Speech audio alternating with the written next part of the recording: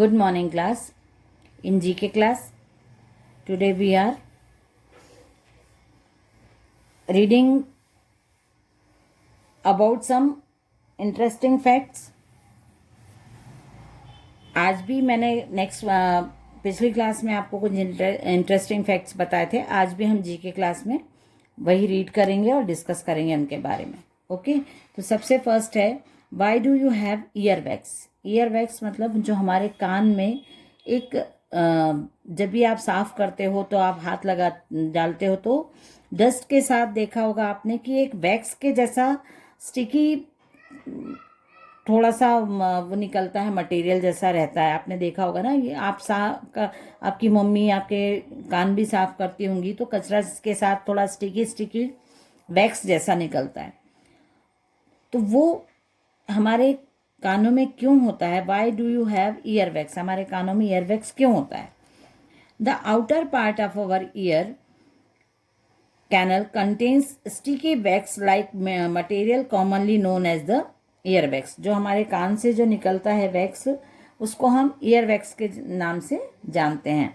जो आपने देखा होगा जब आप कान साफ करते हो तो वो जो मटेरियल निकलता है उसको हम ईयर वैक्स बोलते हैं. Ear wax is known as cerumen in medical terms. Medical terms में इसको सेरेमन बोलते हैं. जो निकलता है कान में से वैक्स उसको सेरेमन बोलते हैं. It is secreted by some glands in the outer ear. It is secreted by some glands in the. अच्छा, ये जो हमारी ग्लैंड होती है, आउटर ईयर की जो ग्लैंड होती है उससे स्रावित मतलब बहता रहता है ये. It protects our ear drum as the germs, dust and debris are trapped by the wax before it can enter our ear. ये क्या होता है कि ईयर वैक्स जो होता है, जो हमारा कान का पार्ट कैसा रहता है, ओपन रहता है. आपने देखा ना, हमारे कान ऐसा बना हुआ है और पूरा होल है उसके अंदर.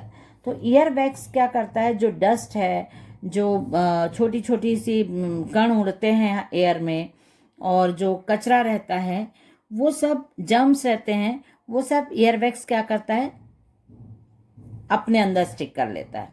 नहीं तो क्या होगा, ये सब हमारे कान के अंदर चले जाएंगे और हमारे कान को डैमेज करेंगे. अंदर जो सुनने की क्षमता है उसको डैमेज करेंगे. तो वैक्स बहुत अच्छा होता है हमारे कानों के लिए, क्योंकि वैक्स हमारे कान को प्रोटेक्ट करता है जर्म से, डस्ट से, और जो डेब्रीज मतलब जो छोटे छोटे टुकड़े वगैरह रहते हैं जो उड़ते रहते हैं हवा में, उनसे हमको सुरक्षित करता है. Also, in the absence of the earwax, our ears would itch very badly. यदि हमारे कान में वैक्स नहीं होगा तो हमारे कान क्या करेंगे, बहुत तेज खुजली करेंगे. मतलब कानों में बहुत इचिंग वगैरह होती रहेगी हमको हमेशा.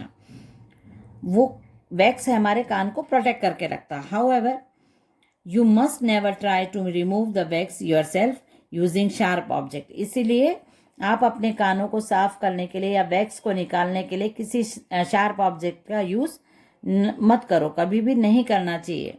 It can damage your ear drum. वो हमारे कान को डैमेज कर सकता है. जो भी आप शार्प ऑब्जेक्ट यूज करोगे कान को क्लीन करने के लिए, वो आपके ईयर ड्रम को नुकसान पहुंचा सकता है. उससे आपको चोट लग सकती है और ज़्यादा आप ये वैक्स निकालने की कोशिश करोगे अपने आप से तो मतलब चोट भी लग सकती है अंदर और ईयर को नुकसान पहुंच सकता है. नेक्स्ट है, why is a fox called cunning. आपने स्टोरीज बहुत सारी, चालाक लोमड़ी, कनिंग मतलब चालाक लोमड़ी के बारे में सुना है. लोमड़ी को हमेशा चालाक क्यों बोला जाता है, अब हम ये पता लगाएंगे. A fox is an intelligent survivor. Fox बहुत इंटेलिजेंट होती है. It does not waste time and energy and survives on the animals killed by other hunters. वो बहुत चालाक भी होती है, वो टाइम वेस्ट नहीं करती है दूसरे एनिमल्स को मारने में और एनर्जी भी वेस्ट नहीं करती है. It quickly vanishes if there is a dispute between two animals. इसलिए वो बहुत चालाकी से, मतलब वो स्मार्टनेस यूज करती है। जब दो एनिमल्स के बीच में लड़ाई होती है तो वो उसका फायदा उठाने की कोशिश करती है। And stories also tell us how it can cool down even the lion who is the most powerful animal of the forest. इसलिए हमको स्टोरी में बताया जाता है कि कैसे वो अपनी चतुराई से कैसे वो सिचुएशन को हैंडल करती है। जो लॉयन होता है वो जंगल का राजा भी होता है, लेकिन फिर भी वो लोमड़ी के सामने कैसे लोमड़ी कैसे हैंडल करती है वो सिचुएशन को, और लॉयन के सामने भी अपने आप को प्रूव करती है, अपने आप को सही साबित करती है। वो हम बहुत सारी स्टोरीज में हम पढ़ते हैं कि वो कैसे अपने शिकार को हासिल करती है। दो एनिमल्स की लड़ाई होती है तो उसमें वो कैसे अपना फायदा देखती है। तो इसलिए उसको कनिंग कहा जाता है, लोमड़ी को चालाक कहा जाता है, क्योंकि वो टाइम वेस्ट नहीं करती, एनर्जी वेस्ट नहीं करती और अपना काम निकाल लेती है। और नेक्स्ट देखते हैं अब हम। ओके बेटा, नेक्स्ट है why can scuba divers see clearly under water. Scuba divers आपने देखे हैं जो पानी के अंदर जाते हैं और ऑक्सीजन सिलेंडर वगैरह लेके, आपने पिक्चर में भी देखा है। ये पानी के अंदर जाते हैं देखने के लिए पानी के नीचे क्या है, बहुत गहरे पानी में जाके। तो ये स्कूबा डाइविंग स्पोर्ट्स भी होता है हमारे यहाँ। और वैसे भी गोताखोर जो हैं पानी में अंदर जाते हैं तो ये वो पानी में क्लियरली देख कैसे लेते हैं, तो इसके बारे में हम पढ़ते हैं। Scuba divers wear mask that helps them see clearly under water. Scuba diverse जो होते हैं वो मास्क पहने हुए होते हैं अपने आँखों पे, अपने फेस पे, इसलिए उनको क्लियर दिखाई देता है पानी के अंदर। When a person without the mask tries to see underwater, he sees blurred images as light is traveling in two different medium, air and water. यदि कोई बिना मास्क के पानी के अंदर जाता है और देखने की कोशिश करता है तो उसको क्लियर नहीं दिखाई देगा, ब्लर दिखाई देगा, धुंधला दिखाई देगा, क्योंकि लाइट दो डायरेक्शंस से चलती है, एयर और वाटर, इसलिए उसको क्लियर नहीं दिखाई देगा। इट देयरफॉर बेंड्स और रिफ्रैक्ट्स। वो लाइट बैंड हो जाएगी और क्लियर नहीं, सामने उसकी जो इमेज रहती है वो सामने नहीं दिखाई, क्लियर नहीं दिखाई देती। When the light travels from water to divers eyes through the mask. यदि मास्क के थ्रू जो लाइट है वो ट्रेवल करती है पानी में डाइवर की तरफ, तो इसलिए मास्क की वजह से उसको क्लियर पिक्चर दिखाई देती है। He is also able to see clearly. Mask की वजह से उसको क्लियर होता है, और बिना मास्क के उसको ब्लर दिखाई देगा और दो डायरेक्शन में लाइट जाती है, इस वजह से वो क्लियर देख नहीं पाता, ब्लर देखता है। ये हम लोगों ने अभी रीड किया है। उसके बाद नेक्स्ट है, इसके पहले हमने एनिमल्स को टेल क्यों होती है ये भी रीड किया था। Why are lady birds called so. Lady bird जो एक छोटा सा, ये देखा होगा आप लोगों ने, या लेडी बर्ड कार्टून्स में भी दिखाते हैं, और पहले ये ऐसा इंसेक्ट्स होता था।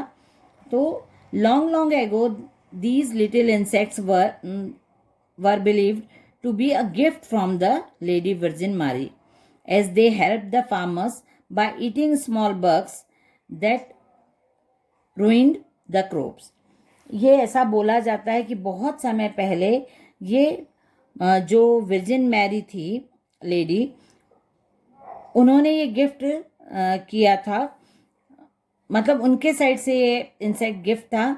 जो फार्मर्स होते हैं जो फसल उगाते हैं और उनकी फसल को जो कीड़े मकोड़े खा लेते हैं, उनके लिए ये गिफ्ट था, क्योंकि these insects were also considered to be a sign of good luck. ये जो क्रॉप को खराब होने से बचाते हैं और इंसेक्ट्स को खा लेते हैं जो क्रॉप को खराब करते हैं, इसलिए इनको गुड लक, फार्मर के लिए गुड लक बर्ड बोला जाता था, मतलब गुड लक एनिमल इंसेक्ट्स बोला जाता था। तभी से इनका नाम लेडी बर्ड पड़ गया है ना। तो ये कंप्लीट हो गया हमारा।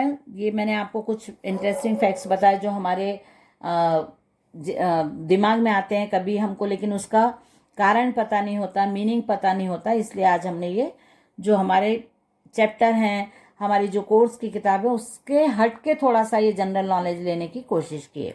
ओके बेटा, तो होप आपको मज़ा भी आया होगा, इंटरेस्टिंग लगा होगा थोड़ा।